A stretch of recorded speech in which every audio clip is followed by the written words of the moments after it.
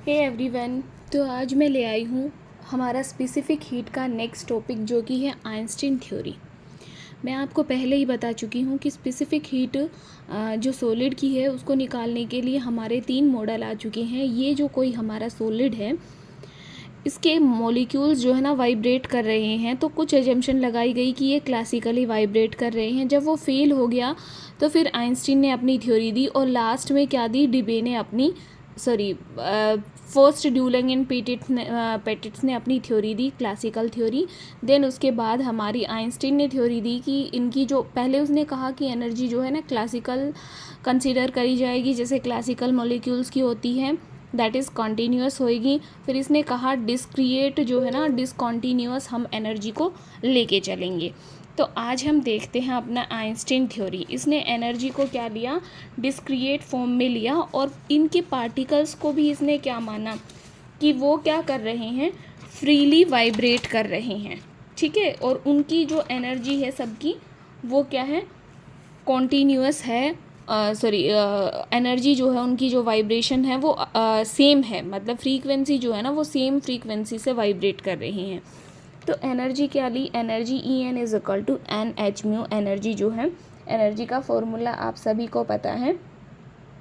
और इसने क्या माना कि पार्टिकल्स जो हमारे, उसने क्या माना था कि पार्टिकल्स जो हमारे हैं वो kinetic energy plus potential energy जो एनर्जी लेंगे, और इसने क्या माना कि वो एज अ हार्मोनिक ऑसिलेटर की तरह ऑसिलेट कर रहे हैं, ठीक है। हार्मोनिक ऑसिलेटर क्या होता है, जिसका जो फोर्स है उसकी पावर डिपेंड करे x की पावर 1 पे, ठीक है। मींस उसकी जो डिस्प्लेसमेंट होएगी, जो फोर्स अप्लाई होएगा वो x की पावर 1 के ऊपर डिपेंड करेगी। देखते हैं तो आइंस्टीन थ्योरी, एनर्जी क्या है, एन एच म्यू, इसने एनर्जी ली है। अब इसको क्या करा, 2 पाई से मल्टीप्लाई कर लिया, 2 पाई से डिवाइड कर दिया। अब देखो h अपॉन 2 पाई बन गया और यहाँ पे 2 पाई म्यू बन गया। h अपॉन 2 पाई क्या होता है, h कट होता है, ठीक है। और 2 पाई म्यू क्या होता है, ओमेगा होता है। तो एनर्जी क्या होगी, एन एच कट ओमेगा। जो एनर्जी जो होती है, जो क्वांटम जो हम एनर्जी लेते हैं वो ओमेगा की टर्म में जब हम लेते हैं वो एन एच कट ओमेगा लेते हैं। अब देखिए एनर्जी जो है, हार्मोनिक ऑसिलेटर की एनर्जी कितनी होती है, n plus 1/2 h cut omega, या फिर हम क्या लेते हैं, हाफ एच कट ओमेगा की टर्म में जो हमारी एनर्जी होती है वो हम हार्मोनिक ऑसिलेटर के केस के लिए लेते हैं। अब जैसे सब ने क्या निकाला था, एनर्जी का एवरेज निकाला था, क्योंकि हमारे पास सॉलिड का एक पार्टिकल थोड़ी है, यहाँ पे नंबर ऑफ पार्टिकल्स ऑसिलेट कर रहे हैं। तो उसी तरह एनर्जी का क्या निकालेंगे, एवरेज निकालेंगे। एवरेज के लिए En e की पावर n जो हमारी एनर्जी है उसको सेम टर्म से डिवाइड और मल्टीप्लाई करना। तो एनर्जी को सेम टर्म से डिवाइड एंड मल्टीप्लाई करना, जहाँ की n की वैल्यू कुछ भी हो सकती है, 0 से लेके इन्फिनिटी के बीच में। सेम पिछले वाले उसकी तरह हमने क्या करना है, एनर्जी का फॉर्मूला यहाँ पे पुट करना है। एनर्जी क्या लेके चले हैं हम, n plus 1/2 h cut omega. तो एनर्जी हमने ली n plus 1/2 h cut omega e की पावर, वही एनर्जी में यहाँ पे भी जो En है इसमें भी हमने क्या कर देना है, En के लिए यहाँ पे भी En की वैल्यू जो है हमने पुट कर देनी है। यहाँ पे हम पुट करते गए, एनर्जी क्या आई, ई की power n plus 1/2 h cut omega, ये सारा आ गया। अब एच कट ओमेगा को क्या कर लिया, बाहर ले लिया है, एच कट ओमेगा बाहर ले लिया, n प्लस 1/2 ई की पावर माइनस में है, देखो ये वाली टर्म क्या चल रही है, माइनस में, तो यहाँ पे minus n plus 1/2 h cut, और डिवाइड में भी सेम चीज़ है। अब देखो एच कट ओमेगा बाई के बी टी, इसको हमने क्या माना था, पिछले में x माना था ना, तो माइनस वाली टर्म को जो है minus H cut omega by के बी टी, इसको क्या मान लेना है, x मान लेना है। तो H cut omega n plus 1/2 ई की power minus n plus 1/2 h cut by omega को क्या मान लिया हमने, x मान लिया, ठीक है। यहाँ पे प्लस कर लो क्योंकि हमने चीज़ माइनस मानी है ना, ठीक है। अब देखो e की पावर n प्लस 1/2 x, ये क्या होता है आपका, इसका फॉर्मूला होता है एक्सपोनेंशियल को खोलने का, x की पावर e की पावर, पहले x n की वैल्यू 0 पुट करते हैं तो x/2 आएगी, फिर जब हम वैल्यू 1 पुट करेंगे तो 3x/2 आएगी। जब हम तो इसको ओपन कर सकते हैं हम, ये कोई बड़ी टर्म नहीं है तो इसको ओपन कर लिया। अब ऊपर वाली में क्या है, एक n + 1/2 एक्स्ट्रा है ना, तो यहाँ पे अगर हम 0 पुट करेंगे तो 1/2 आएगा, तो यहाँ पे 1/2 लगा दिया e⁻x/2। यहाँ पे n की वैल्यू 1 पुट करेंगे तो कितनी वैल्यू आएगी 3/2 e⁻x 3x/2। नीचे वाली टर्म ऊपर सेम चलेगी, बस यहाँ पे n + 1/2 क्या है, एक्स्ट्रा है। तो n की वैल्यू जब हमने 0 पुट करी तो 1/2 e⁻1/2x आ गया, ठीक है। और जब हमने 1 पुट करी तो 3/2 e⁻3x/2 आ गया। जब हमने 2 पुट करी तो वो वैल्यू आ गई। अब क्या करेंगे, डिफरेंशिएशन और लॉगरिथम, मीन्स इसको डिफरेंशिएट कर ले, इसका डिफरेंशिएशन ले ले। और ये देखो, ये जो टर्म है सेम फंक्शन बाय में उसका डेरिवेटिव, हम इसको क्या लिख सकते हैं, लॉग की टर्म में लिख सकते हैं। फंक्शन बाय में उसका डेरिवेटिव हम उसको लॉग की टर्म में लिखते हैं। तो ये फंक्शन, ये उसका डेरिवेटिव, ठीक है। तो हमने इसको क्या कर लिया, लॉग की टर्म में लिख लिया, और आगे हमने क्या करा, इसको डिफरेंशिएट करा। अब देखो, h omega d/dx log of e⁻x/2 3x/2 e⁻5x/2, ठीक है। h omega d/dx log of अब देखो ये log था, यहाँ पे हमने क्या करा है, e⁻x/2 को बाहर निकाल लिया है, तो 1 वाली टर्म बच जाएगी। अब देखो log ऑफ ये समथिंग इंटू में ये क्या दिख रहा है, ये log m इंटू n दिख रहा है। हम इसको कैसे ओपन कर लेंगे, log m प्लस में log n।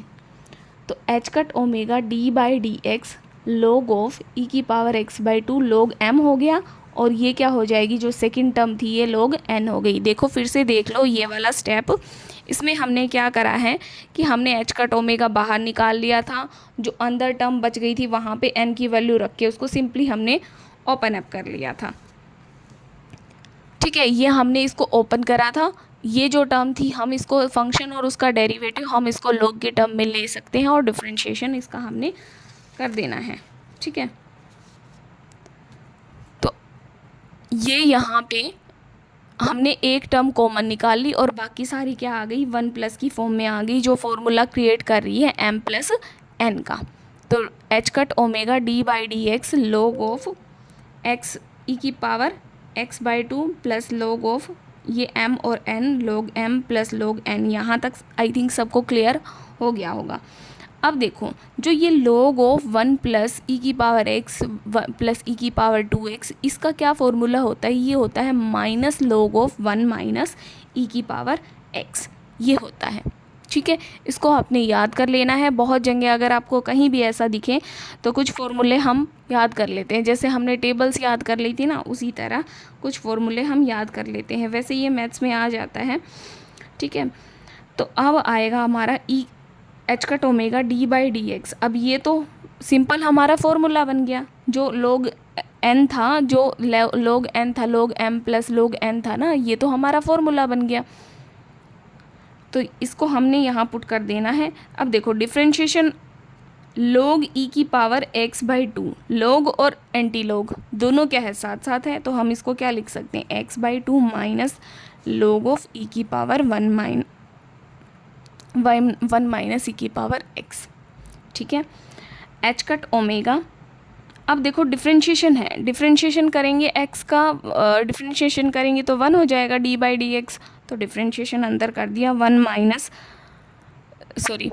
डिफरेंशिएशन करा 1/2, इसका डिफरेंशिएशन हो गया x/2 का, और यहाँ पे माइनस। अब देखो log का डिफरेंशिएशन करते हो तो क्या आता है आपका, वो टर्म जैसे log x का क्या होता है, 1/x होता है, और फिर x का करते हैं तो 1 होता है, तो इसका क्या हो जाएगा 1/x, और जब e⁻x का हम करेंगे तो -e⁻x होएगा। तो -1 मैंने यहाँ लिखा है, माइनस ऑलरेडी पहले चल रहा था, तो माइनस माइनस क्या प्लस हो गया, या फिर आप डायरेक्ट यहाँ पे -e⁻x लिख सकते हो। तो सीधा आप यहाँ पे प्लस लगा दोगे, इस -1 को लिखने का कोई मतलब नहीं बनता है। सिंपली log 1 - e⁻x का डिफरेंशिएशन है। तो डिफ्रेंशिएशन log x का जैसे होता है 1/x, उसी तरह इसका भी क्या हो जाएगा 1 में e की पावर वन माइनस ई की पावर x, और e की पावर x का क्या हो जाएगा, देखो ये माइनस की टर्म है तो माइनस का e की पावर x, क्योंकि आपको पता है कि जो एक्सपोनेंशियल टर्म होती है इसका डिफ्रेंशिएशन क्या आता है, अगेन एंड अगेन सेम आता है। तो h कट ओमेगा 1 प्लस, अब देखो e की पावर x है, हम इसको क्या लिख सकते हैं भाई, इसको डिवाइड कर ले अलग अलग टर्म से, तो हम इसको सिंप्लीफाई फॉर्म में करके इसे लिख सकते हैं। अब क्या आ गया 1/2। अब देखो x क्या माना था हमने, h cut omega by KBT माना था ना, माइनस का माना था, तो माइनस ऑलरेडी है तो क्या आ जाएगा, प्लस का आ जाएगा, माइनस में 1। अब ये कितना आ गया, देखो ये 1/2 h कट ओमेगा अंदर जाएगा, h कट ओमेगा e की power h cut omega KBT minus में 1, ठीक है। जैसे ही t 0 होगा ये वाली टर्म क्या आ जाएगी, 0 आ जाएगी, ठीक है। इसका भी आगे एक्सप्लेनेशन देती हूँ। अगर मान लो एक पार्टिकल की एवरेज एनर्जी इतनी है तो कितने नंबर ऑफ पार्टिकल्स होंगे, 3n नंबर ऑफ पार्टिकल होंगे, तो उनकी एनर्जी क्या आ जाएगी, 3n ही आ जाएगी। तो e की वैल्यू अभी अभी निकाली है, half h cut omega e की power h cut omega KBT minus 1। तो देखें 3n h cut omega by 2, भाई 3n इसमें मल्टीप्लाई हो गया, 3n इसमें भी क्या हो गया, 3n मल्टीप्लाई हो गया। अब हमें पता है, हमने तो क्या निकालना था, स्पेसिफिक हीट निकालनी है। स्पेसिफिक हीट आपको पता है, curl U by curl T या फिर curl E by curl T। अब हम इसको डिफ्रेंशिएट करेंगे तो ये तो T वाली टर्म है ही नहीं, टेम्परेचर इसमें तो है ही नहीं, ये इसमें है टेम्परेचर, तो इसको डिफ्रेंशिएट करेंगे हम U बाई V मेथड से। इसको जब हम डिफ्रेंशिएट करेंगे तो ये हमारी क्या आएगी, टर्म आएगी, differentiation term 3n KBT h cut omega by KBT का स्क्वायर e की power minus h cut omega KBT, और बाई में v का स्क्वायर होता है ना u बाई v मेथड में, तो बाई में इसका स्क्वायर। अब एक टर्म और देखो, h कट ओमेगा क्या होता है, k इंटू में टेम्परेचर, ये थीटा किसको रिप्रेजेंट कर रहा है, टेम्परेचर वाली टर्म को रिप्रेजेंट कर रहा है। h cut omega k into में थीटा e होता है। तो ये अगर ना भी पुट करोगे तो भी देखो सीधी सीधी आपको दिखाई दे रही है, NKB, ये क्या होता है, NKB R होता है, तो 3R हो गया। जब टेम्परेचर ज़्यादा कम होएगा तो T वाली टर्म ये 0 हो जाएगी, बचेगी क्या, ये वाली टर्म बचेगी, तो नियरली इक्वल टू 3R आएगा। तो जो आइंस्टीन का मॉडल था, जो इसने ग्राफ प्लॉट करा, तो जो इसने ग्राफ प्लॉट करा ना, वो थ्योरेटिकल और प्रैक्टिकल ग्राफ दोनों क्या है, नियरली इक्वल जो है ना, सेम आ गए। लेकिन ये फेल कहाँ हो गया, जो आइंस्टीन का ग्राफ था ये फेल हो गया आपका लो टेम्परेचर पे। फिर उसके बाद हमारा डीबे का मॉडल आया जिसने स्पेसिफिक हीट ऑफ सॉलिड को करेक्टली एक्सप्लेन करा।